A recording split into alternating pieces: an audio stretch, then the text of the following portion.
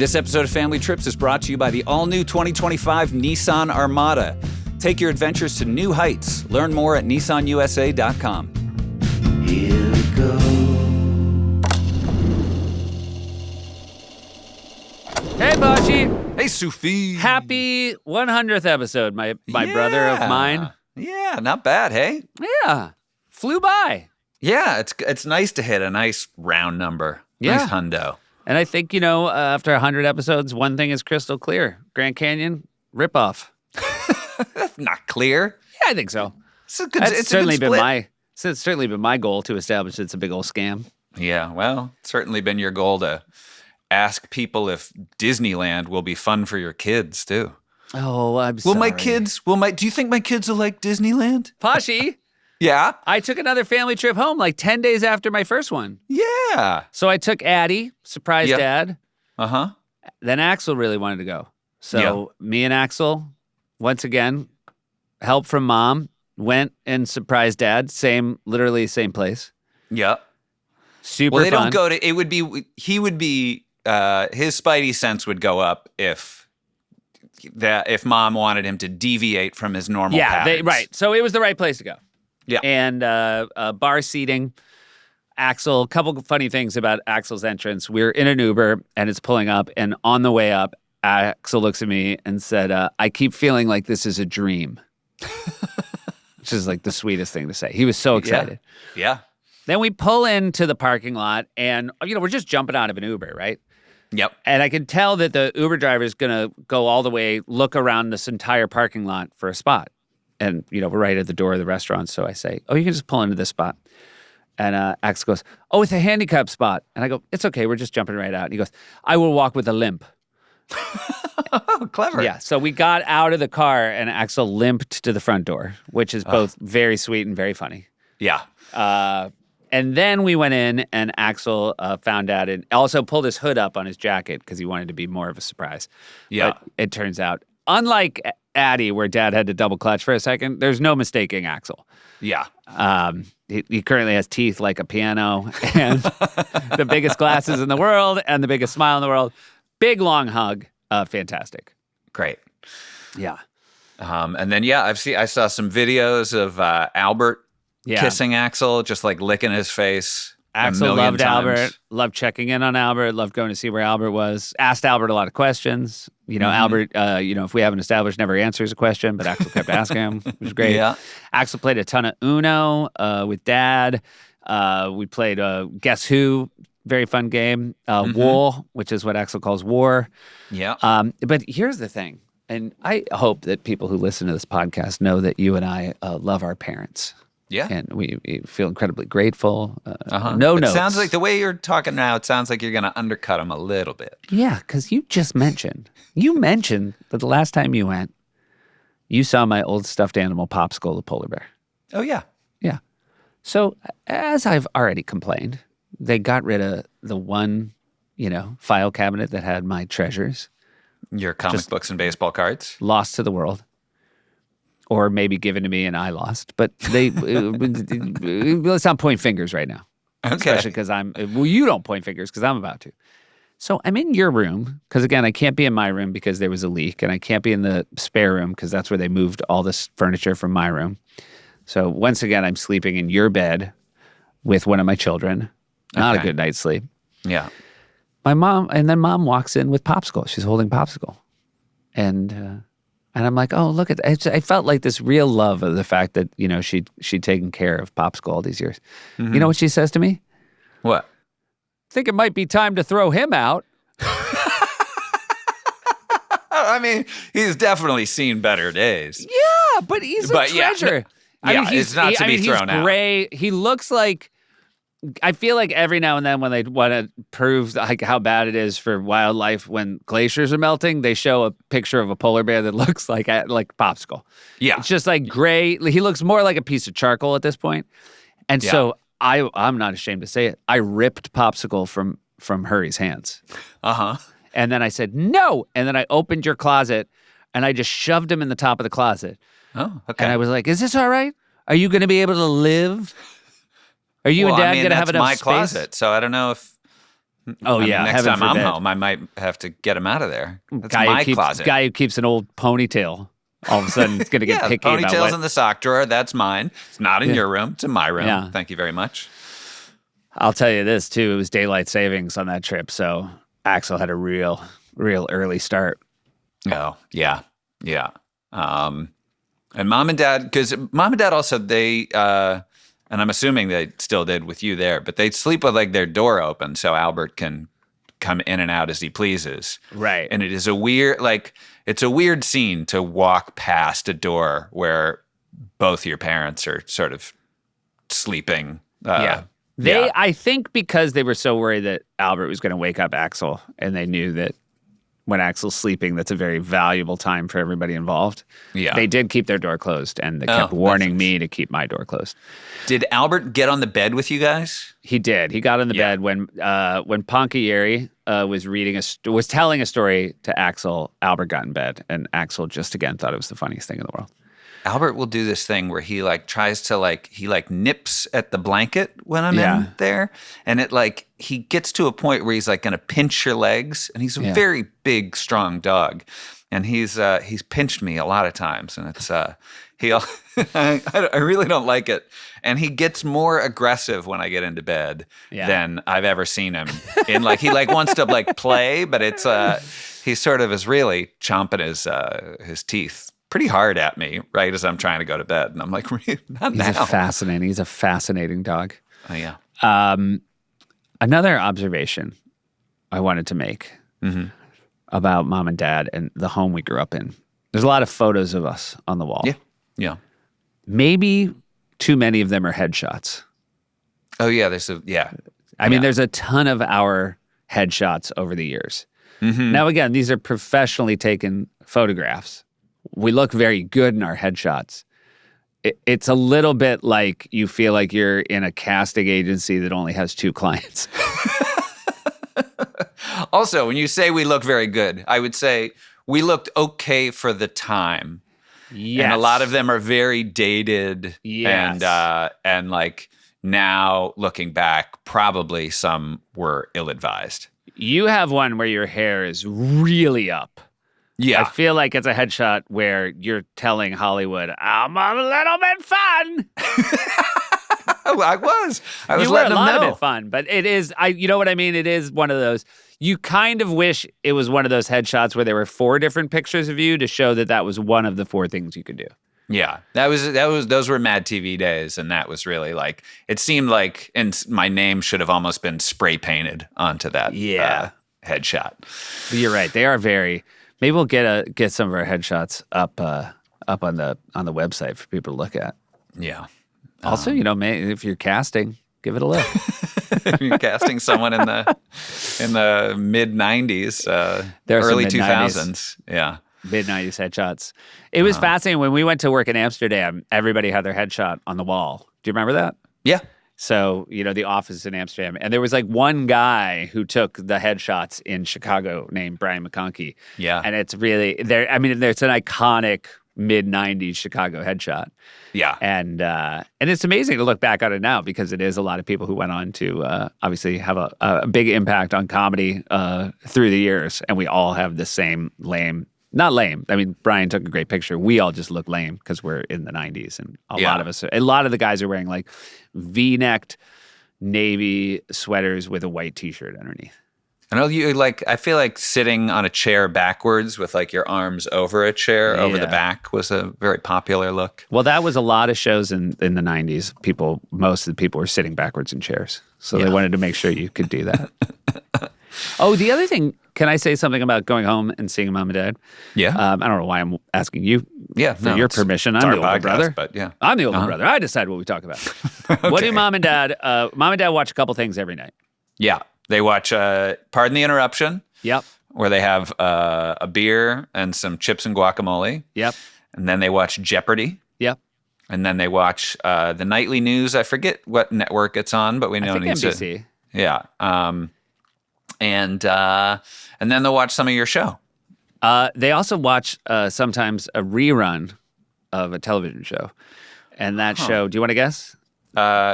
Everybody Loves Raymond? Everybody Loves Raymond. Yeah. And let me just tell you something. I watched about 4 or 5 Everybody Loves Raymond's. It's so good. Yeah. It is so good. Everybody Loves Yeah. Raymond. Jokes. And jokes. You like jokes? They got You jokes. like jokes? Literally, no one's ever talking to do anything except set up the next joke. The actors everybody's in the pocket. Everybody's wonderful at what they do.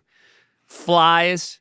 And mom laughs as loud as the laugh track, as loud as the live studio audience at every joke. It crushes. Everybody loves her. Also, Robert, the brother, every time he says anything, mom laughs like she's never heard him talk before. Oh, yeah. Like she'll also very often, she'll like hit you in the leg if you're sitting next to her. Yeah. Yeah. We also watched, there's a new Wallace and Gromit, which is, by the way, we were adults when Wallace and Gromit came out, but we watched them with mom and dad because we knew even as adults they'd love them. And Axel sat next to dad on the couch, and they were so cute watching it together. Except the one downside is Axel does a lot of kicking when he's like sitting, and he likes physical contact with people. Dad was not having it. And I would say Dad went from there was a real strike one, you're out with Axel. The first I heard of it was, stop kicking me. Well, he's got a different parenting style. I do think that was also the last time I heard it, so I should probably say that it was also very effective. But it's great to be home. Mom made party mix. Oh, great. Yeah. Also, Axel was very excited to eat, but there was only one thing he liked in the party mix, and I love the way he pronounces it. And at some point, your kids outgrow their childhood pronunciations, and it's very sad, but he calls pretzels pretzels. Yeah. And so when he says, I just want the pretzels, it puts me in really. Yeah. And he calls pencils pretzel. If pretzels are pretzels, then he would call petzels. He would call pencils petzels. Yeah, there you go. Yeah, which is Petzl's a company that makes like headlamps and whatnot. So I wonder what he calls petzels. Yeah. Headlamps. 100 episodes, Pashi. 100 episodes. And as such, we've got a guest on today who probably has a podcast with, I don't know, like 700 episodes. Yeah. Probably. Yeah. So we ain't nothing compared to this guest, but he's shown us the way. He has shown us the way. He's lovely. Do enjoy this conversation, and thank you so much for being with us for 100 episodes. We love doing the show, and it would be nothing without you listening. Family trips with the Meyers brothers. Family trips with the Meyers brothers. Here we go. Yes. There we are. I'm immediately, Scott, I'm going to immediately irritate my brother and diverge from family trips. Okay. Because there's something I'm desperate to ask you about. It's one of my favorite things to ask Andy Samberg about. Your praises are often sung to me by Andy Samberg. Oh, that's so nice. Help me make sure I'm right here. You were the head writer both when he did the Globes and the Emmys? The MTV Awards, I was the head writer for that. Is that right? I was definitely a writer. I can't remember. Yeah. I think I was the head writer. And then the Emmys, yes. The Globes, I was in Tokyo, so I only got to go there for the show. So I basically but you were there for the show. I was there. I sent jokes from Tokyo, but I was there for the show. So were you there? I was so happy at the SNL 50th because at the Radio City show, it began with Andy dressed up as Jackson Maine from A Star Is Born. Yes. Do you know what I'm going to ask about from the Golden Globes? From the Globes. Wow. Maybe it got killed before you got there. He told me there was a bit where he would come out as Jackson Maine. He was co-hosting with Sandra Oh, and he had a rig set up where he was going to wet his pants. Yes. Okay. During Because that was in Star Is Born, Bradley Cooper's Jackson Maine, basically pisses himself during the Grammys. Yes. I do remember this. Yeah. Did it happen on the show? I feel no, like NBC killed it, Right. and Andy is still mad today because he's mad because he's still mad. he's still mad because the P rig he claimed didn't work, and then the reason NBC killed it was it seemed like it was technically imposible, and he thinks Peeing that yourself on stage is technically impossible. Very easy. the rig. The thing that always makes me laugh is the joke was that they were going to be double rigs, so he was going to wet one leg and then later wet the other.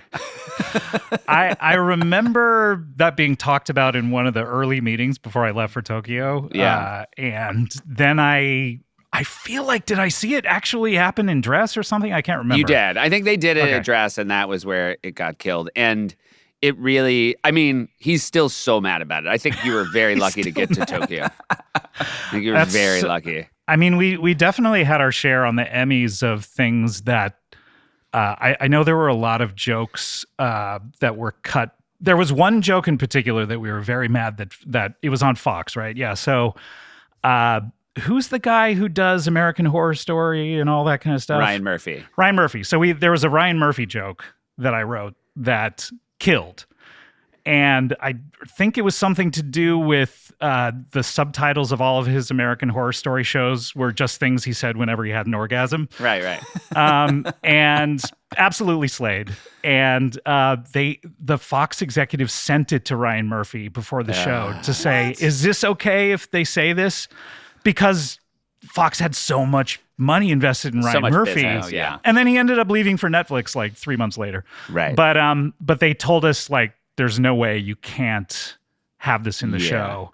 And the great thing was they had forced us to cut Andy Samberg sticking his face in the ass of the big Emmy and like doing a girl's impression and like motorboating it. And they had forced us to cut that. And we said, well, as long as we get to do this joke. And they traded that joke for that. So that was really nice. That's it. Yeah. I mean, a little horse trading. That's Yeah, not exactly. a bad way And to I do think things. the motorboating the Emmy's butt probably went better than my joke. So Right. Yeah. I remember when I hosted the ESPYs, there was this wonderful producer who is sadly since passed named Maura Mant, rest in peace. But we had jokes, and she always said, I'm going to tell the athlete. And we would say, no, please don't. Right. And she was like, trust me, they'll know, we'll cut to them, they'll laugh. It's just so much better than catching these guys off guard. And Right. so it was never a case of we're going to cut it. She just understood that audience better than I think Showbiz Interesting. people did. And she was always like, no. Because I was like, there was a joke about, Reggie Bush, I remember. That, like, it worked so much better because of the way he laughed. that's nice. And so that was better than- that was something where they were managing it in a proper in a good way. They were managing Yeah. it for the purposes of comedy as opposed to what Fox did, which was Exactly. subscribe. I remember All right, the end- talk more about the ESPYs. So- We are done. We're gonna talk done. about- We're done. And now Jesus. on to family the trips. And ESPYs? so Scott, Also, I want to yes. say my favorite thing about your bio is that your parents' names are Bert and Linda, because I feel like Bert and Linda are. I think of subversive comedians. I think like 85% of them have a Bert or a Linda as a parent. It just feels like. Yeah, and so to Yeah. have two, wow. Yeah, I mean, you were bound for the world you ended up in. Yeah, they really had some old school shit going on. Yeah. Definitely. Those typical, they fell in love in high school and then got married right away. Just one of those. When a Bert meets a Linda, oh, follow your sparks heart. fly. And then you were born in Savannah. Did they meet in Savannah? Were they No, Georgians? so they were Los Angeles adjacent. Okay. My dad was in the National Guard during Vietnam, so he flew helicopters. My grandfather flew helicopters as well. So Savannah was where we were stationed for like 6 weeks. So I just happened to be born there. Okay. And then moved Our dad was back to LA. also in the National Guard during Vietnam. Really? But it Maybe they knew seemed each like, other. based on what he talked about, his job was dodging work. Do you say that's accurate, Josh, based on his story? I don't know. Dodging what kind of work? Like going to war? No, I mean, I don't know. I think like he certainly wasn't flying helicopters. No, I know that. Yeah. Okay. Yeah. I think my dad signed up for Vietnam early so he could fly helicopters. He didn't wait for the draft. Got it. Yeah. He really wanted to learn how to fly helicopters, knew they would teach him if he signed up before the draft happened. So, Yeah. he was there for a good while. That's And fantastic. you never caught the bug. You never caught the helicopter bug. My grandfather bug. and my father would take me up, and I got so airsick all the time that I was like, oh, I hate flying. Oh, gotcha. Which I think was really disappointing to them. I mean, I was never involved in anything manly that my dad wanted me to be a part of, like fixing cars. He loved to do that. He would fix everything around the house. I hated doing chores. He taught me how to fight just because a younger bully was bullying me when I was in junior high. Someone who was in elementary was following me around on my bike and beating the shit out of me. So, I was not that kind of guy. Gotcha. Did he then take that helicopter learning and do it professionally, or was it just something he did recreationally? He did for a while. He came out of Vietnam and then was with the National Guard Reserves. Okay.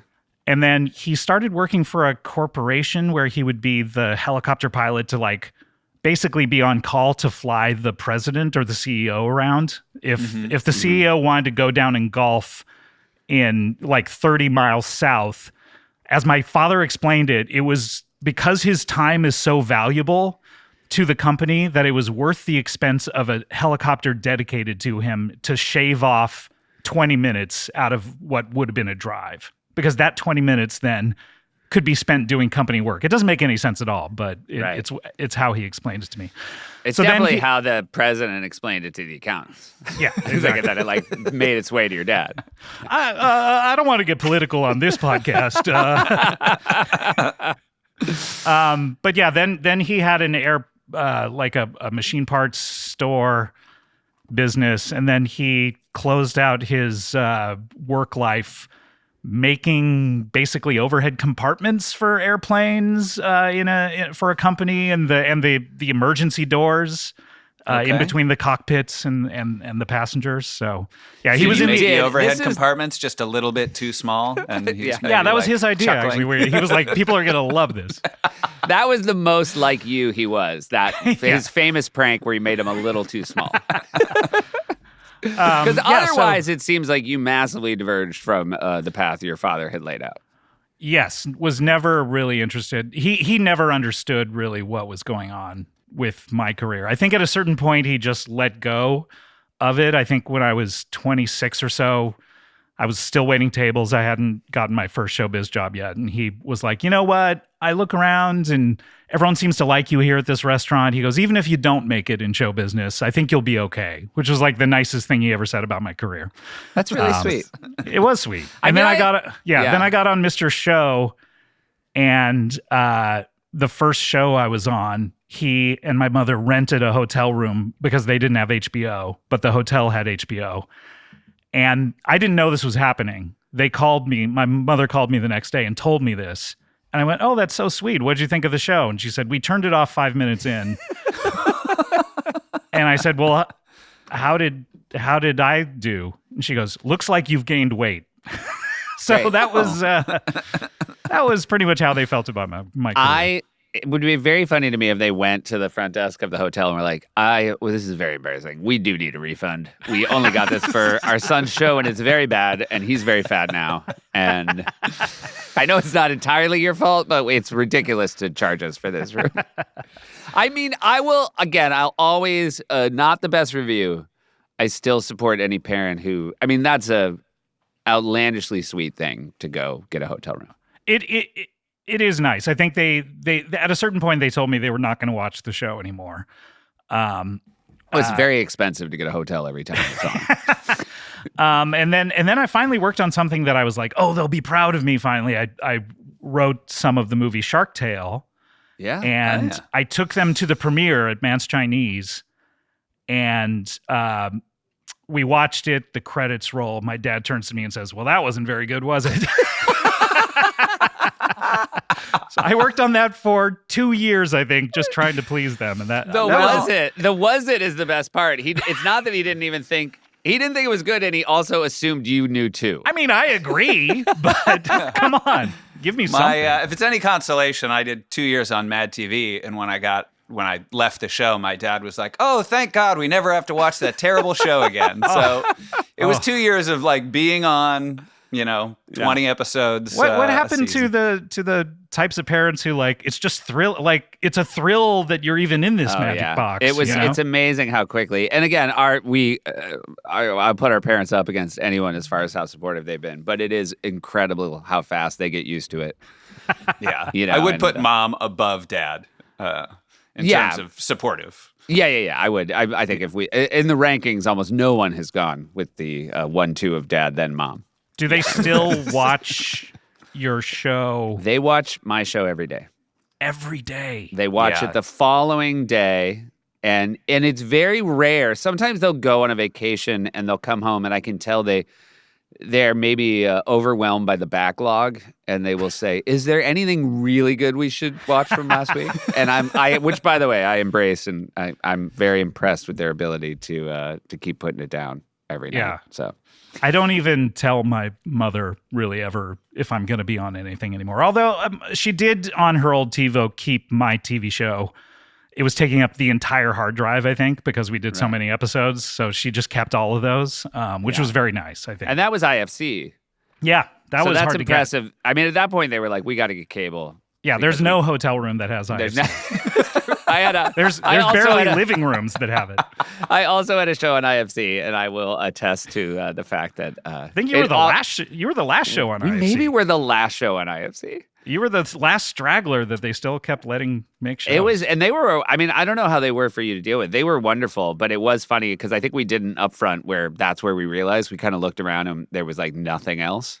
You know, usually they introduce multiple shows at the upfronts. We had the best, upfront where basically they had the most shows on the air, and then Fred Armisen put together a super group of all of us playing old Damned songs and Clash songs, just because he wanted to do it. Like suddenly I had to learn how to play Clash songs on the guitar. And so it was like Mark Maron, soloing and me on rhythm guitar, and the Birthday Boys in the back, That is, I mean, when they talk about when was peak TV, it was like when the IFC upfronts could put together a super group. Yes. So you were only born in Savannah, and then after the National Guard, your family goes back to California, and then that's California, the rest of it? Orange County, yeah. So Gotcha. was there, not in the same house, but was there until I was 20. Yeah. Okay, gotcha. And what was were your parents fairly conservative people? Yes. So they were churchgoers, very involved in the church. My father was a deacon, sort of Baptist church. What is the yeah. role of a deacon, like for those of us who are maybe not fully up to speed on the Baptist? Have you ever seen Conclave, but with incredibly low stakes? Yeah. Okay, gotcha. Yeah. Just like sort of making Is it like the who's getting the decisions- coffee? Is it It's- like, Yeah, exactly. Like who's bringing donuts this Sunday? It's dinner theater conclave. Yes, exactly. But yeah, so he was a deacon. My mom ended up being the church secretary after a number of years. So yeah, they were very, very involved in it. And I had to go 3 times a week. Wow. So when are the 3 visits to the church? Obviously Sunday Sunday. morning, 9 to 12:30, probably. Oof. And then Sunday evening, 7 to 9. Double on Sundays. Double on Sunday. I hated Sundays. You catch a nap between those two, or if I was lucky, guess- I think my father, when I was much too late to have this affect my life, he realized he came to me. He was like, "Oh, I just read a study that kids need to stay up really late and sleep in really late." It was like I was already 27 at this point. I'm like, yeah, he was doing like army tricks on me, like throwing pails of water on me to wake me up and stuff like that. Oh my God. And Did then you- Wednesday night from 7 to like 9, I think. Now, is that are you sitting for the entirety of those hours, or is it? So the morning on Sunday was broken up into 2 things. So the first was what they call Sunday school, which was whatever your age appropriate grouping was, you would go learn about Jesus there.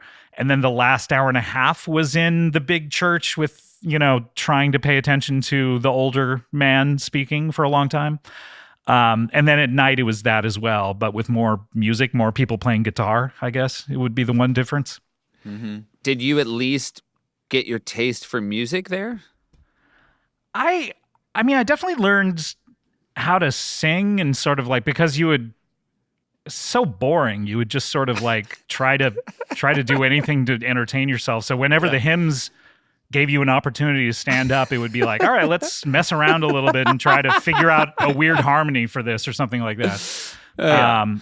You know, I was in the choir there, and I did like, it's actually where I started acting, I think, is we would do shows for the congregation. And I think my mom tells a story about when I was 8 years old doing some sort of Noah show, that I said something and the audience laughed and my eyes got really wide and I looked at the audience and she said, I knew then that that's what you were going to do with your life. Isn't that great, though, that you just know based on the one? Yeah. Yeah. So crazy.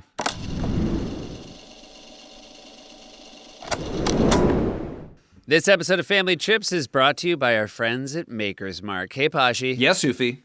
I don't have to tell you that we're partnering with Maker's Mark to celebrate spirited women like Margie Samuels. You definitely do not, because I made the trip to the Maker's Mark distillery in Loretto, Kentucky. The same Maker's Mark that Margie was the co-founder of? Absolutely, that's the one. And I believe you brought a spirited woman with you I on did. this trip. Yeah, my wife, Mackenzie, who, is one of the strongest, toughest gals I know and inspires me with her work ethic every day. She, she moved out to California to work at a barn and do some training, and then that barn eventually was going to get sold, and she struck out on her own and now has this thriving business where she trains people and rides horses, and she works her tail off. It's really something else. Also, Margie, shout out, original designer behind the iconic red wax dip.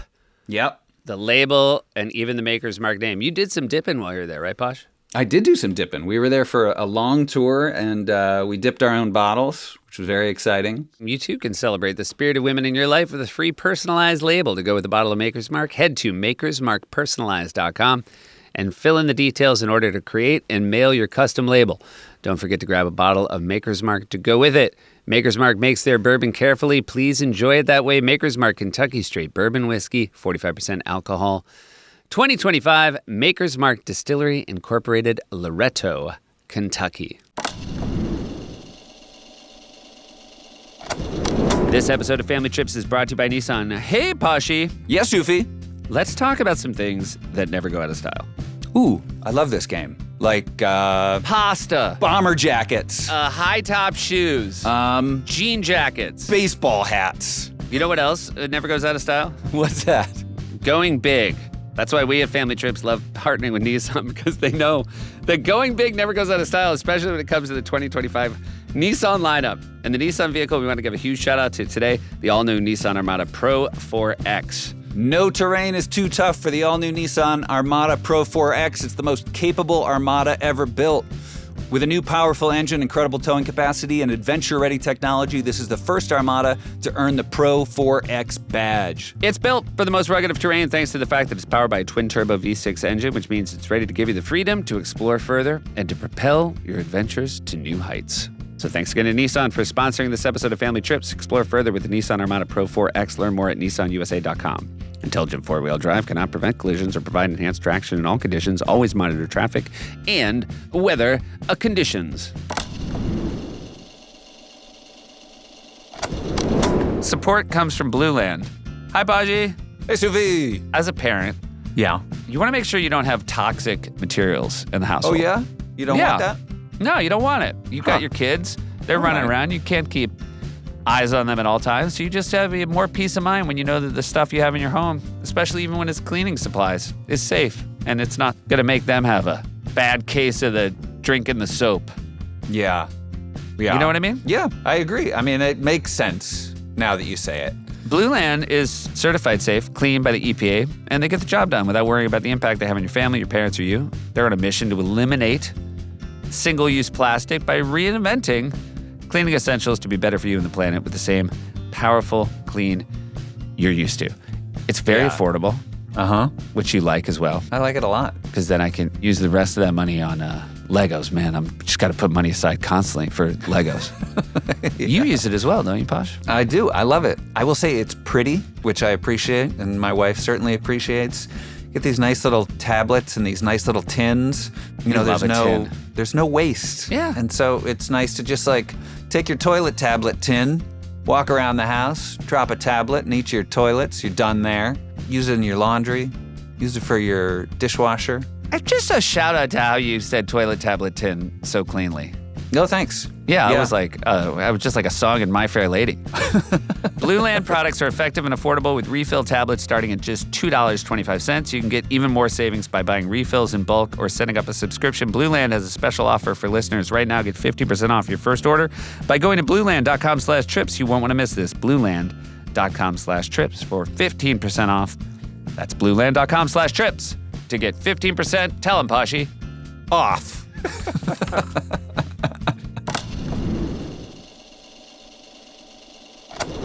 So, the conservative parents, did you have grandparents around? So my grandparents, my mom's parents, they lived, it felt like an eternity when we would go visit them, but I think it was like an hour away.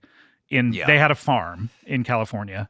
And then my father's parents were in Arizona, which I spent a lot of time in because we would go there for sometimes I would be there for a summer.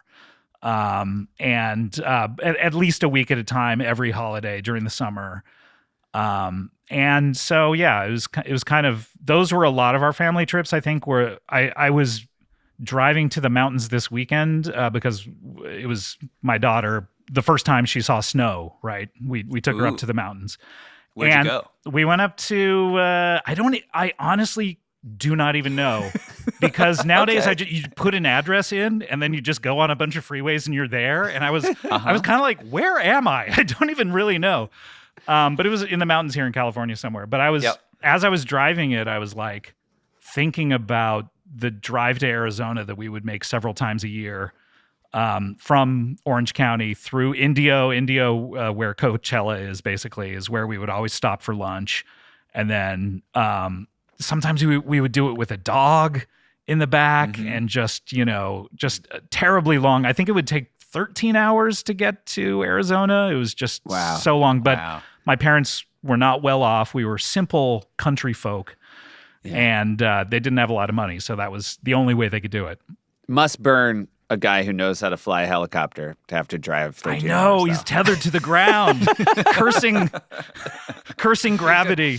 Just constantly being like, if it wasn't all you ground dogs. What kind of dog did you guys have? We had a little sort of Dachshund, if I'm pronouncing that correctly, which I think I'm not. Dachshund. Yeah. Dachshund. Dachshund. Named Alice, and she was our family dog until maybe and they told me he died. They were honest about it, so I think I must have Alice was a boy? Did I say he? Alex. Alice. Sorry, it was a she. Yeah, okay. They told me she died. Yeah, gotcha. So I think I must have been. She probably did. By now. I mean, I guess what I'm trying to say is I was old enough to handle it when she did. It's really funny. Like, that's the opposite. It's like, instead of being like, my parents told me the dog was living in a farm upstate. It's like, my parents told me the dog died, but I never believed him. Yeah. I kind of think she was still at the house. Yeah. So we had a dog. I remember my father would get really mad at the dog being on the furniture whenever we would leave the house. He figured out that the minute we left the house and that the car drove away, or the dog could hear the car door slam, that she went into the room that she was forbidden to go in, and then immediately plopped on the couch that she wasn't allowed to go on. So at one point he concocted this whole fake all of us going to a restaurant thing where we all had to pile into the car, and he slammed the doors really loud and then snuck in through the back of the house and scared our dog who was on the couch, and then punished it. Now, did your dad do that with a sense of play, or was that a very serious? Very serious. That was how he was going to handle this problem. Great. Was there any follow-up after that to see if Alice was still going in there, or if the scare had sort of scared her out of there? I think he would do it a couple of more times to see if it had happened, but I think she wised up to it. But I mean, I don't think they knew anything about how to care for dogs at all either, because I can't tell you how many times we would go to a restaurant, come back, and there would be just a big turd on the floor. It happened all the time. And that has happened to me I have 2 dogs. That has happened to us like over the past 5 years, maybe thrice. But it happened to us almost every single time we ever went anywhere. Yeah. It sounds like Alice and your father were in a real sort of tete-a-tete. It was a real will they, won't they? Yeah. Shit on the floor, jump on the couch. Would you always stop at the same place in Indio? Did you have like your spot? Yes. It was called, and I apologize to your listeners, but it was called Sambo's. Okay. Yep. I was curious as to what the apology would be for, and that one deserves it. It was culturally insensitive, but I have to say that I loved it. It was like a Denny's, but the themed like the now incredibly offensive book, and then incredibly offensive book about a little boy who turns animals into butter. But they had like the pictures everywhere, and it just was very fascinating to me. And they had I would get a bacon cheeseburger all the time, and it was the only place I could ever get a bacon cheeseburger. Interesting. Now, was there, again, I'm trying to guess based on the previous vibes we've established about your dad, was the drive a fun drive, or did it feel like very much we are on a journey? It definitely, I was, okay, so when we went up to the mountains this weekend, my daughter was screaming for the last 20 minutes, I would say. Just saying like, I want out. I don't even want to go here. Was at a certain point. How old? Sorry? She is 29 months. I'll make you do the Okay, math. gotcha. Yeah, we'll do the math. So 2.5. So, almost 2.5. And she was just, as much as for a month she's been saying, we go build a snowman? We go build a snowman? Then it turned into, I don't even want to be here right now. How long had that drive been? The last 20 minutes was... We went up in the middle of traffic, so it was 2 hours and 10 minutes. That's not that long. It's not incredibly bad, but she has not been a good traveler. Okay. All that much. So I was thinking about how my dad would have handled it, and it would have been definitely with anger. You're always trying to course correct with what you feel your parents did wrong to you, So I definitely am trying to go the other way and be very understanding. But at a certain point, it does feel like, at what point do I just turn off the road and stop this and say like, all right, we're not moving another inch until you quiet down, I don't know. But my daughter's not a good traveler. The one time we went on a big, long plane ride to Hawaii, which now our Hawaii trips we had to go to a Disney hotel, that had a lot of kid activities. It was the first one of those I've ever done. She just, at a certain point, the switch goes off where it's like, I do not want to be sitting in this seat any longer. And at a certain point, she was like crying, but then she just started singing really, really loudly. And she started singing the song that was in her head, which is all about instructions of how to sit on the toilet and shit. So she's at the top. This is an existing song, or was she improvising? This is a song that I think my wife found on TikTok or something, and was singing to her to try to get her into toilet training. So at the top of her lungs, she's just singing this. It's a parody of a Hosier song, just like singing, I sit my booty cheeks, I sit down on the toilet seat, I go poop and pee, I go poop and pee. And it's like funny for 30 seconds. Very brief. And then just so annoying to the other travelers, I think. Yeah. Because they all know how to do it at this point. Yeah, I think so I hope it's so. not educational for them. Although, if I had to pick a song for a kid to sing, I might want something new out of the child canon like that. Yeah. And Hosier is, he's a popular artist. Oh yeah, I mean cross-generational. Everybody sort of. So it's a lot like listening to a Weird Al song. You can appreciate it on the comedic level as well as the craft of the original song. Right. Did you? Did you go on a? When was the first airplane ride you took? And was it with your parents? Yes, it was 1982, and it was the first we'd gone on tiny trips, I think, before, like a camping trip for a couple of days, or we would always go to a Christian camp in the middle of the summer for a week, where we were split up, so it wasn't like a family trip necessarily. But the first big vacation we took was when I was 12 years old. We went to New York, and the East Coast is how it was built, was the East Coast. And they kind of asked us what we wanted to do because they wanted us to feel like we had some sort of agency in this trip, I think. So the first thing we said was East Coast, well, Disney World, which they agreed to at first, and then had a big conversation with us where they had to break it to us that was so far away from New York that there was no way it was gonna take up the entire time. And Plus, you were close enough to Disneyland. I was weird 3 miles away from Disneyland. We went all the time. I ended up but there's working a different there. one? Yeah. So we went to New York first, and they gave us the choice of one of the things was we were going to go to a Broadway show. So they gave us a choice between two, and they said you can go to this musical that Doug Henning is starring in, where he plays the magician Merlin and he does magic tricks, or you can go see this thing called Cats. Okay. Yep. And we said, Merlin, of course. What are you even talking about? and this Cats, I think it was like, had just come out, would have been a sensation, would have been something I could have talked about for years. But we saw instead Doug Henning doing magic tricks, along with a young Christian Slater was in that show. Wow. Yeah, one of his first jobs, I think. Although I don't remember him. Yeah. So we went to that. We did the Statue of Liberty. We did the Empire State Building. We went up the Twin Towers. I'm told that I'm one of the last people who actually was up on the observation deck. This was 1982. Yeah.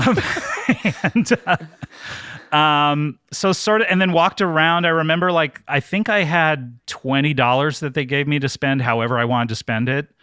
And this is 1982, so I had Izod shirts. Polo shirts were very, very in. It was the preppy look. And so I found a street vendor who had a white sweater with a fake Izod logo on it, I think. So I bought that for $5. It was like so much of my money. And my parents were like, "Are you sure you want this color?" Like looking at the white color. And of course, the day I wore it to school, I went into shop class and someone with a brush of wood stain, just Just slapped you with it? Just slapped me with it, yeah. Then we tried to dye it to a brown color to match it, and it didn't work. So, oh my boy, God. yeah.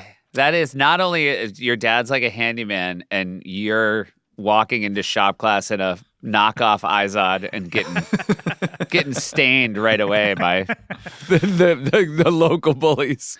But I remember going to New York. The big we were staying at a Howard Johnson's hotel, and then we were driving from that to I think Virginia or somewhere around there, because we saw a lot of the Civil War sites as well. It might have been to Philadelphia too, because we saw the Declaration of Independence, all that kind of stuff. But we were traveling to a bed and breakfast that took about an hour to get to. And I remember sitting there stressing so much because the A-Team was my favorite show. It had just come out. Loved it as well. Somehow, I don't know how, I missed the pilot episode, which was a 2-hour movie. Yeah. I caught up to it episode 2. I never got to see the pilot episode. I heard there was someone different playing the Face Man. It wasn't Dirk Benedict. All of this was fascinating to me, and I needed to see this. And they were repeating it. And back then, this was a huge deal because you couldn't see repeats of shows unless they were aired. Yeah. There were no VCRs. No VCRs. So I was sitting there stressing, and my parents all knew that part of this trip was whenever we hit the bed and breakfast was I was going to find the nearest TV and watch this A-Team pilot. And my dad was getting lost and couldn't find the right off-ramp. And I'm sitting there stressing out, and it's giving him stress because he thinks this is stupid. And why do I need to even watch this show? But he's trying to do it for me. And my sister has lost her blanket on this trip. She left it in the hotel and she's crying. And we had this rental car that anytime the door would open, it would talk and it would say, "The door is ajar." Which is like basically Knight Rider. Yes, exactly. Yeah, I was fascinated with it. And we were always like trying to make jokes about how could the door be ajar? It's a door. Anyway, so we had been living with this car for a couple of days and I'm stressing out. My brother is yelling. My sister is crying. And my dad says, "All right, I'm spanking you." And he pulls the car over, throws the door open, and it says, "The door is ajar."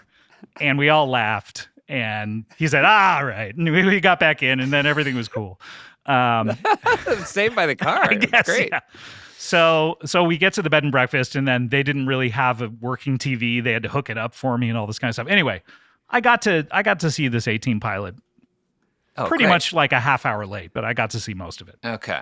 That's great, though. I mean, this is what I'm about to say is very embarrassing because it's like recent history. Like I wasn't a child, but Josh and I and our current wives, who were maybe not our wives yet, we did the Tour Mont Blanc, which is like a hike through the Alps. Oh, yeah. And it was during the World Cup, and I was dead set on us watching this game. And we were on the most beautiful hike through a field of flowers. And I remember Alexi and Mackenzie wanted to like stop for pictures. And I'm like, come on. It's just, I feel like Alexi's still very mad about it. I hate feeling like that. I'm trying to let that go. Like anytime we have plans to go see a movie, And now my wife will get stressed on my behalf because I used to get so stressed about being there on time. And now I'm just like, honey, it doesn't matter. Like, who cares if we're there 5 minutes late, you know? So I'm just trying to let all that go and not worry about all that kind of stuff. Yeah. But yeah, that's I think I'm embarrassing. getting a little release bit valve. better. That's great. Yeah. Do you feel like your wife and you are good travelers together? Do you line up the way you travel? I think so. I mean, I'm compatible was the word I was looking for. I couldn't find it, but Are you Seth. compatible? Yeah. I think so. I there's been a couple of stressful times. I know when we went to Mexico recently, there was a piece of paper that they gave us at the airport that apparently I didn't understand this. We were supposed to bring it back with us to the airport. Like, Right. what kind of a system is this? Yeah, it's a bad system. Like a tiny piece Like, of how about paper? I have a passport? Yeah, a piece of paper. It's so funny to be like, enjoy Mexico, relax. If you lose this paper, you can't go home. Yes. And so when we got back to the airport, she goes, "Where's your piece of paper?" And I didn't understand the system. I'm like, I threw that away the second I got it. and it became a big stressor. And then the solution was, oh, you have to pay for it again. Who gives a shit? So I had to stand in line for 10 minutes and get a new one, and that was it. Yeah. But I mean, I get though. I will like jump quickly on your wife's side. She certainly is allowed to be a little frustrated that you threw the paper away. oh, sure. It's a bad system. It's a bad but you system, can't but just throw the paper But away. also, I think she's more mad that I'm not even paying attention to. Like, when we go traveling, I'm more of a like, okay, have you taken care of all of the arrangements? Is sort of how I deal. Like, my wife's responsibilities are: have you booked the hotel? Do you know where we're going? Like, she does all of that kind of stuff. And what are yours? That's a good question. Yeah, I was thinking that. Those are the big ones. I mean, what are we doing? Where are we staying? when I go on tour, like, I'm in charge of all of that. So it's like I know how to do it all, but but somehow on vacation, it's just become like her kind of responsibility to take care of all of that. So I think any deviation from what is supposed to happen is very upsetting to her because all I had to do was follow the rules that she's laid out, and I couldn't even do that. When you used to go to Arizona, what was that like out there? If you're out there for a week or a summer, like, what are you doing? I remember the summer I was out.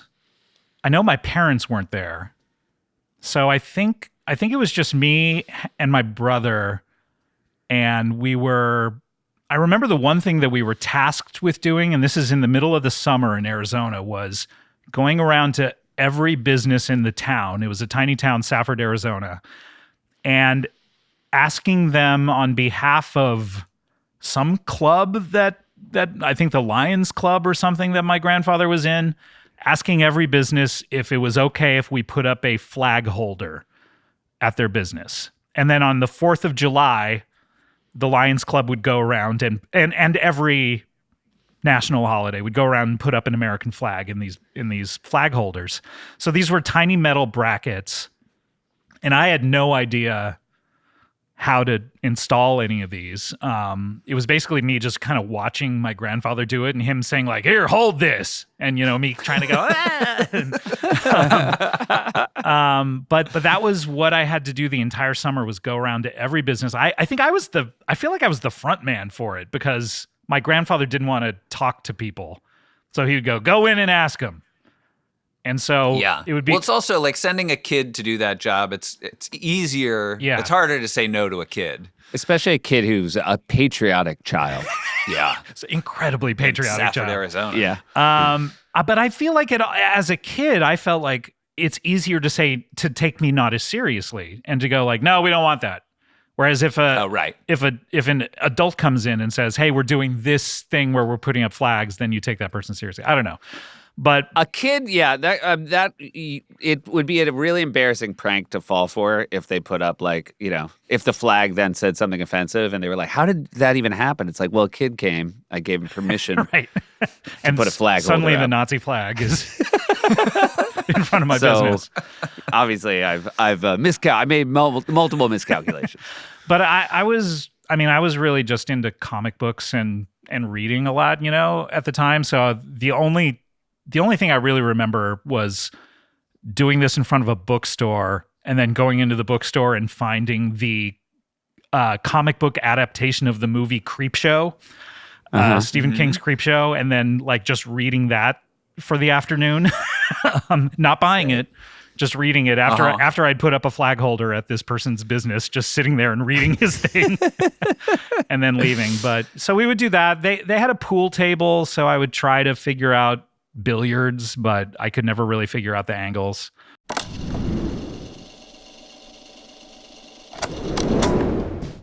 Support for family trips comes from Airbnb. Hey, Bashi. Yes, Sufi. Some trips are better in an Airbnb. Let me tell you what I liked most about the last trip we took with you and Mom and Dad. We didn't have one bathroom. Oh yeah, we had 3 or maybe even 4. You know what? We had a bathroom situation. Dad was so impressed with the master bathroom that he kept telling us we should go take a shower in his room. Yeah, Remember? which I never did. I never did. He kept saying, you gotta. It's really good. You know what? When Dad visits us, you know what he does with the kids that Alexi's not crazy about? What's that? He lets them eat toothpaste right out of the tube. And so that's why I didn't take a shower at his Airbnb bathroom, is I didn't know if I could resist that sweet, sweet toothpaste snack. Yeah. Look, it's really nice. I love our proximity to Mom and Dad when we're with them, but I also enjoy there's a little bit of space that a hotel room does not provide. And then, it's great to have a living room, because a living room is yours and it feels like home and it's not a lobby. Yeah. Also, Dad is prone to sprawl. Yeah. He's the original man spreader. He's the original man spreader. If he was getting residuals every time somebody man spread, the guy would be a billionaire. So it's nice. The way Dad sits on a couch in a lobby, I think would be sort of unbecoming of a gentleman his age. But, get him in an Airbnb living room. Go nuts, Dad. Yeah. And the other thing is, sometimes you might, hey, does this Airbnb look as good as it seems to look in the pictures? Why not try a guest favorite? Those are the most loved homes on Airbnb that can give you that extra sense of confidence. Book your next awesome trip today at airbnb.com.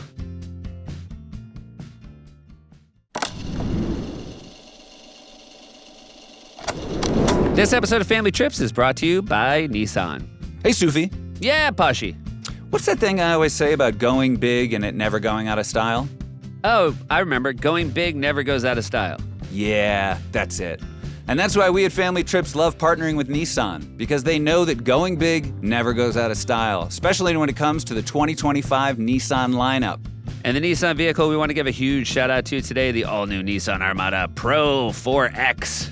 Sufi, what's that thing I always say about the all-new Nissan Armada Pro 4X? Pashi, you always say that no terrain is too tough for the all-new Nissan Armada Pro 4X. It's the most capable Armada ever built. Yeah, that's right. It's like your catchphrase. Yeah, I'm known for saying that, and how could I not? With a new powerful engine, incredible towing capacity, and adventure-ready technology, this is the first Armada to earn the Pro 4X badge. It's built for the most rugged of terrain thanks to the fact that it's powered by a twin-turbo V6 engine, which means it's ready to give you the freedom to explore further and to propel your adventures to new heights. And my favorite part? The Armada's premium interior seats up to 8 passengers. That means we can bring our 6 best friends with us on our next adventure. Let's name them right now. And we're out of time. So thanks again to Nissan for sponsoring this episode of Family Trips. Explore further with the Nissan Armada Pro 4X. Learn more at nissanusa.com. Intelligent four-wheel drive cannot prevent collisions or provide enhanced traction in all conditions. Always monitor traffic and weather conditions.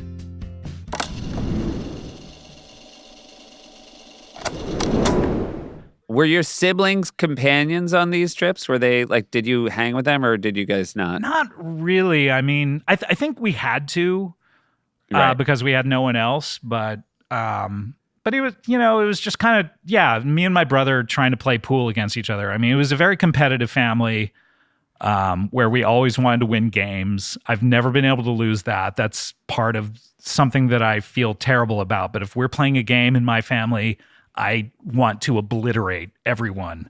Gotcha. And How does your wife? So Alexi, my wife, doesn't like playing games with my family because I don't even think it's about hyper competitiveness, but we're real rule followers. Yeah. And so there's a real looseness to the way the Ash family plays games. Yeah, they don't. I don't know how you play a game if there aren't rules. Yeah. Ash family. It's not a game anymore. I guess the term, I think the term they use is fucking cheaters. Is that maybe? It's a lot of I closed one eye. That's I know. just real. When I went to Hawaii with a group of friends, we were all playing Mafia, and it's become a sort of part of the lore of how competitive I was at Mafia, and to the detriment of everyone's fun, basically. Just far too wanting to win. And so it's a real flaw of mine that I am trying to sort of, especially now with a daughter. We haven't started playing games yet. She's too young for that. Seth, I don't know if your daughter's 3, is that? She's 3, but the boys are 8 and 6, and we game it up a little bit. But nothing fun yet. There's no good games yet. I mean, I was playing Scrabble at 4 and 5 with my mom. That was her idea of having fun with me, Yeah. So, and Monopoly. We're definitely a Scrabble. I mean, we've done Monopoly, and it's such a bummer. I feel as though Ash would not take to Scrabble, but the idea of money to him is so alluring. This is my 8-year-old. He loves Monopoly. He loves it. Yeah, it's not as bad as everybody says. I think Monopoly has this rap of it takes forever to finish a game. But if your kid's engaged with it, it's totally fine. Well, we had nothing to do but just sit around playing games. So a game that took 3 hours is great. Totally fine. What were your sort of the classic games that you played in your house? Monopoly, Clue. Clue was big. Parcheesi. There was a big thing. The 2 rules were winner puts away the game. Right. So basically you never wanted to put away the game and clean up. So that was something where okay, you feel bad you're losing, at least you don't have to put away the game. And then cheating was an automatic win for the person who was cheated against. So those led to a lot of fights where I remember my brother throwing a Monopoly board at me because I won, and saying, well, now you have to clean this up. And he threw it in my face. So, yeah. We play Uno and Old Maid. Those are fun ones. But the kids, their anxiety when they get the Old Maid, they tense up and crunch it up. And so now it's so obvious what the Old Maid is. It's like the one card that is just this gnarled card. And so when you fan them out, it's just lost all the joy of. We had all these weird 70s games where I remember we had something that was based on stocks where I'm far too young at 6 years old to know what the bull market and the bear market are, but it was all based on stocks and trying to figure out how to gain the most stocks and just like all There was that game Life, I remember as well, which was all just about like getting dependents and how your tax bracket changed. It was like such a drag. It was none of the fun things about Life. It was all just like it's not the party you think it's going to be. But then we had the 70s games like the Happy Days game. Like tie-in games were really big back then. So the Happy Days game, but none of those had the gameplay really that a professional game like Monopoly had. But I got very into Monopoly. I had a book on strategy, and my signature move was hiding $500 bills underneath the game board so that everyone would think I was poor, and then I would whip them out. So yeah, I was very, very into games and reading. What do you remember any strategy you learned from reading a book about Monopoly? Not that I'm going to use it against my kids, but just, give me a taste.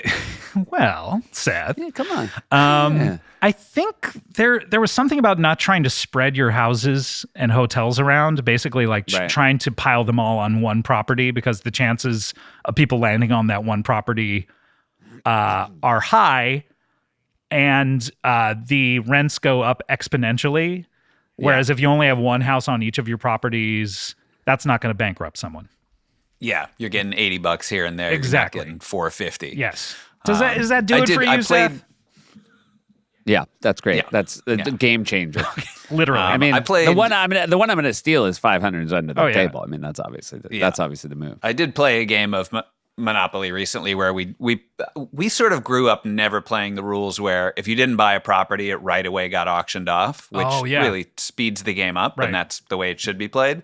But once you start like having to mortgage properties to, because you're in the red, now that I have a mortgage, it's just like you start to feel terrible. You start to feel like you're just going bankrupt. Yes. And one guy had like all the power. 3 of us played, and 2 of us were miserable, and one guy was just like laughing all the way to the bank. It's very rare for anybody to bounce back in Monopoly. Yeah. It's so Once you start bleeding out. It's so different that comic books and board games are so different in the sense of these board games are all about the crushing anxieties of life. And then reading comic books are all about these, power fantasies of what if I could fly and beat up everyone? Like why aren't board games like that? When I think back to what I loved about summer as a kid, it was just being in my bedroom reading comic books and not having to go to school. Yeah. And it was kind of, I think, looked down upon as not taking advantage of the warm summer months. But to this day, that's all I would really like to be doing with my time. Were you guys left alone a lot? I feel like I basically was, from during the summer, from morning till 5 p.m., it was just basically do whatever you want. I don't even want to know. And just be back by 5. Our mom was a school teacher, so she was home, but like nobody cared. Like she would go out and do stuff, and we would be home alone. Yeah, and we were outside. Like you could get on your bike and just ride through town, and disappear with your friends for hours at a time. Yeah, I remember my friends would play baseball, and I was terrible at it. So I would do the play-by-play, just trying to get into broadcasting. It's so funny when you reveal so early who you are. Just having a microphone in front of me, I was just at my happiest. Didn't you do some like cable access thing when you were young? Yeah, when I was 16, I think my friend who had this really kind of boring and staid cable access show for the high school, basically, he was a debate guy. He really wanted to be into politics. He ended up being a lawyer. And so he was part of the debate team. So he was given this sort of like news. It was like, how can I put this into a way you would understand? It was like Weekend Update. Okay, sure. Okay, so you get it. Yeah. I'm starting to get it. But where they would read real news stories, but about the high school. And so he had this like little cable access show. And so they asked me to come on and do a piece for it. And they gave me this article that had been in the local paper about how our city of Cypress got its name. And it was just like, it was 4 paragraphs about how the founders of the city, there weren't a lot of cypress trees anywhere. Why did it was it named Cypress? And they said, can you do a piece on this? And I was super into Letterman. And so I did a Letterman-esque piece about the mystery behind the forefathers of this town and why they would give it a name that wasn't representative of what the town is all about. And I did it super dramatically and, almost like it was Unsolved Mysteries or something. And by the way, I did a show at the UCB here in LA a few years back where they said, bring in something that you did when you were young and so we can all laugh at it. And I brought that in. And the host, Jen Kirkman, got mad at me afterwards and said, you were supposed to bring in something embarrassing, not something you would do now. But so that did it hold up? Do you think? Yeah, it was still pretty funny. I mean, I'm 16 years old, but so that led to me just like being one of the hosts of the show. And so for about a year and a half, I just had this like cable access show where I was doing a blatant kind of Letterman ripoff. And doing viewer mail and, man on the street stuff. We had like a business fair come to the school. So I took a camera around and just asked really sarcastic questions of everyone to try to get comedy out of it. So it was something that I think Zach Galifianakis and I really bonded over when we started doing the Between Two Ferns videos. Is he had a cable access show and I had a cable access show. So when he told me the title Between Two Ferns, I started laughing really hard because I knew exactly that ferns were the one thing you could put on a stage to sort of fill up the space and not make it look, really blank. So that's really good. Between Two Ferns, I cannot stress to you how much my YouTube algorithm is telling me, like, you wanna watch this one again? Great. What about this one? Yeah, I really never tire of it. It is, it was such an exceptional. Oh, thank you. And that was how it was basically just Zach had the idea and brought it to you. And did you know each other previously? Yeah, so I'd known him since he was here in LA, since he moved to LA. Doing shows at Largo and stuff. So we had done stuff together. He did something on Bob Odenkirk's pilot that I was producing. And so we knew each other. And so I had a pilot to do a sketch show that was supposed to go up against the mighty Saturday Night Live. Oh, wow. Okay. I'm on a different network.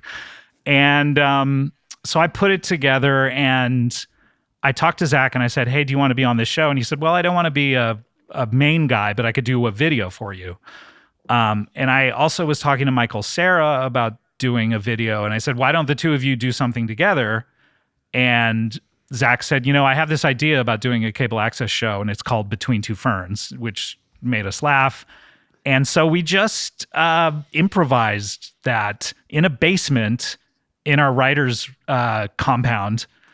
And Ruben Fleischer, who is a huge director, he directed Venom and everything. He directed the first one, and it was just us basically shouting jokes at Zach and the two of them improvising it. And we didn't really think much of it, and the show never got picked up.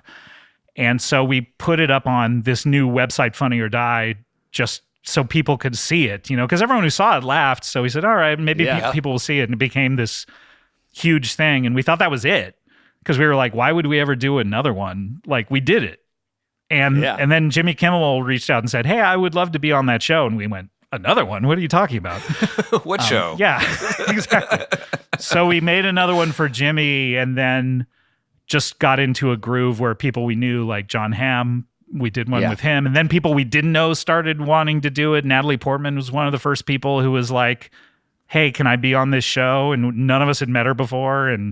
But she was very cool. And so it just kind of turned into this thing we would do occasionally for fun, Yeah, that's great. It is wonderful how well it holds up. I mean, there's some jokes in there that don't necessarily hold up, but fair enough. I don't know that those are the ones being shared these days on TikTok, but I mean, what I see the most is people breaking. Oh yeah. The outtakes from the movie, those were so good. That was actually a weird point of contention between Zach and me because Zach really wanted to do it, and I was feeling like I didn't want to let people in on the process all that much, but right. Zach, I think, was thinking that the movie that we did was maybe the last time we were ever going to do it. And so said, why don't we show these? And I was like, oh, I grumpily said, all right. And it's the thing that's like the most popular out of that movie. It's just so joyous. Yes. And because, I love, and it's so nice to hear that Natalie wanted to do it. It's so fun when you see people are game. Like, that was one of my favorite things about that Radio City show was like watching like Lady Gaga or Bad Bunny or Eddie Vedder like wanting to do something with Sandberg. I'm like, oh, all right. Everybody wants to be a part of comedy, which is great. Yeah, it was super nice. I mean, there were, I'm trying to think, everyone pretty much would come to us. It would almost be a drag at some points when you would hear supposedly someone wants to do it. And I remember Oprah was the big one, right? Oprah wants to do this. She wants to do it. She wants to have it be part of, she's going to air it on her show as part of Comedy Week. And then you put all of this time and energy into writing the jokes and figuring out the logistics of going up to Montecito to film it. And then you hear, okay, we're going to bring it to Oprah today. And you're like, what? What does that mean? Like, you told us she wanted to do it. It's like, oh no, we want her to do it. We're going to bring it to her today because this is going to film in a couple of days. So we need to pitch it to her. And it was like, what? And then of course she doesn't want to do it, So Right. the people who wanted to do it, like Bruce Willis really like called Zach personally to ask him to do it and stuff. Those were always the best, where it was just like someone really wanted to be there, really wanted to do a good job, wanted to put their mark on it. Those are so fun. That's great. It is a fun thing to play too. I think for a lot of actors, they think, if I just play it serious, it will be very funny, as opposed to being asked to like go outside their comfort zone. I think everyone sort of says like, how am I going to do this differently? And my thing was always like, just acting offended is always good. You don't have to reinvent the wheel on these. Just like getting offended at his jokes and playing it straight is always good. There were famous people being offended is will keep paying It's off. a wonderful template. Yeah. Some people did some really funny stuff differently, like Steve Carell. We pitched him an idea where before Zach could insult him, he had a list of insults of how fat Zach is, and once he wrapped his mind around that, he did it so well. But there really doesn't have to ever be anything other than two people getting really mad at each other. It's very fun. That's great. I apologize, Josh. We opened and closed with Showbiz. Are you so I'm mad? so sorry. That's okay. I'm not sad at all. I will also just say, how long has the Comedy Bang Bang podcast been going now? Wow. It'll be 16 years. It's incredible. Coming It's up. crazy. Yeah. How That's long so has good. this been going? 2? 2-ish? 2-ish. 2 coming on Great. 2. I want to personally welcome you to the podcast community. Thank you. It's so Thank you. wonderful when big Hollywood stars start doing podcasts. We love it because I know. All high tides rise boats. How does that saying go? Yeah, that's it. Close That's enough. pretty much it. Close Right? enough. It's not true, so you might as well butcher it. Exactly. And I was listening to an episode today and hearing the wonderful sponsors that you get with your show, and was I feeling jealous? Not at all, because I know that it'll trickle down to me eventually. Well, I just pulled up the Ike Barinholtz episode and was laughing out loud at Dr. Heimlich walking Yes. around the kitchen this morning, and my wife was like, "What are you laughing at?" Because typically I'm listening to some news in the morning, and it was not this morning. It's and it the was great. opposite of news. Yeah. Yeah, but it's better for your soul in a lot of ways. Yeah. Can I ask a question? Because it is like you're with such funny people. Are you always excited to do it? Because I always like love doing the podcast, but I will say like knowing one's coming, you're always like, oh, I gotta go, Yeah. But you're with people and people make you laugh. But is it always? The only time I got weird, and this was on the TV show version of it too, was when it's someone that I don't know and it's like a Hollywood person. I've had guests run the gamut of being just such a delight and being so game to do it. And then the opposite of that, like flipping out and getting mad and throwing their headphones off and walking out of the room, right? So it's like, you just gotta, I get very in my head about like, which one is this gonna be, And it's never even really the people you expect too. So, but if it's someone I don't know and have never met, I just get in my head about it. So like for instance, one of your coworkers, Seth J. Farrow, I had never met. Yeah. And Bobby Moynihan told me, oh, he's a sweetheart, you'll love it. But I still get in my head about like, what if he thinks this is stupid while it's happening? Right. And then he has a fun time and is a great guest, and I go, oh, thank God, But I've just had weird guests over the years that think they're above it and don't like it, and that can always lead to a bad show. So I'm trying to streamline. 15 years. Yeah. You're gonna get some, and it's been so few of them, but I'd still get nervous anytime it's someone that I don't have like a personal relationship with. I don't know if it's like that with you. Like Bill Gates was on recently, right? I felt more tension going into that. Yeah. Yeah. No, it's he was great on Comedy Bang Bang though. Oh, yeah, that was one amazing. of my favorite episodes. We came up with the idea to put computer chips in the vaccines, I think. I like that. Yeah. I like knowing that if I get lost, there's a way to track me. Exactly. Like which is with my vaccine chip. I don't need to have to go through like an app, find my phone. It's like, no, just Just You like just blink 3 times real fast. Yes. Gates knows. I always say to my wife, Gates will know. Yeah. All right, before you go, Josh is going to ask you questions. Though. Okay. All right. Some quickies here. You can only pick one of these. Is your ideal vacation relaxing, adventurous, or educational? Relaxing. I feel tense most of the year. So Gotcha. I think educational, I know everything I'm going to know at this point. You know what I mean? Like There you go. I watched March of the Penguins the other day for a podcast, and it's like, I have enough problems in my own life. I don't need to hear about the Penguins, Yeah.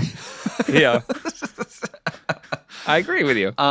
What is your favorite means of transportation? Definitely not helicopter because I would get sick. Right. When I go on tour, I usually like to do the driving. So I think. Oh no, train. The train rides are always those are my favorite. Yeah. Great. Getting a little trickier. If you could take a vacation with any family, alive or dead, real or fictional, other than your own family, what family would you like to take a family vacation with? Wow. So I think for some reason the Royal Tenenbaums is just popping in my head of just to watch Gene Hackman work, the entire Rest time. in peace. Yeah. I think My wife just asked me, she's like, who would you go with the other day? But we were talking about Royal Tenenbaums earlier in the day, and it was just stuck in my head. I was like, I think them. Right now, it would be them. Yeah. So, Yeah. I think that would be fascinating. If you had to be stranded on a desert island with one member of your family, who would it be? I have to say my wife, right, guys? Great. You don't have Good, to, you but do. it's a fair answer. It's not a bad call. You're from Cypress, California, Yes. then? Would you recommend Cypress as a vacation destination? Oh, absolutely not. I mean, Yeah. if you're staying there to go to Disneyland, it is close. Okay, but 3 miles. Yeah, but other than that, no, there's absolutely nothing to do there. Okay. And Seth has our final questions. Have you been to the Grand Canyon? I was supposed to go in 2021, right when everything kind of supposedly was opening up for COVID. And my wife and I planned a trip. This was right before our daughter was going to be born. And so we were trying to get stuff out of we ended up going to Italy as well, but trying to get things out of the way before that happened. And so I set up an entire Route 66 trip from Los Angeles to Chicago, and we were going to end up in Chicago where Jason Mantzoukas was filming something and like hang out with him. And then COVID started just getting weird again. And so we decided not to go and ended up having to pay for all the hotels anyway. But then weirdly enough, someone that Jason Mantzoukas was filming with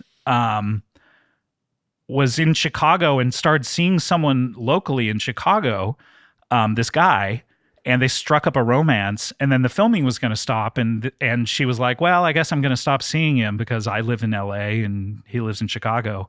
And Jason said, like, why don't you let me pitch you something. Drive back from Chicago to LA. My friends have this route that they were going to take to come see me. They have it all planned out. Just drive back with them, see how the trip goes, and then maybe, you'll see if you guys are a match or not.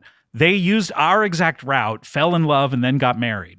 Wow. So did they stay in your prepaid for hotel rooms? I don't think so. Okay, that would have really been. Yeah. So they've seen the Grand Canyon, but I have not. But All right, have you guys seen it? We have. Yes. Yeah. Is it? I mean, is it worth it? I can't tell. Well, I think Josh feels strongly yes, and I think I feel, It's, I mean, Seth's it's kind of more what of an you can indoor picture. kid. Yeah. yeah. It's, I mean, it's, yeah, I don't, you know that movie, The Grand Canyon, or I guess it's just Grand Canyon? Sort of The like Steve Martin one? Yeah. Yeah.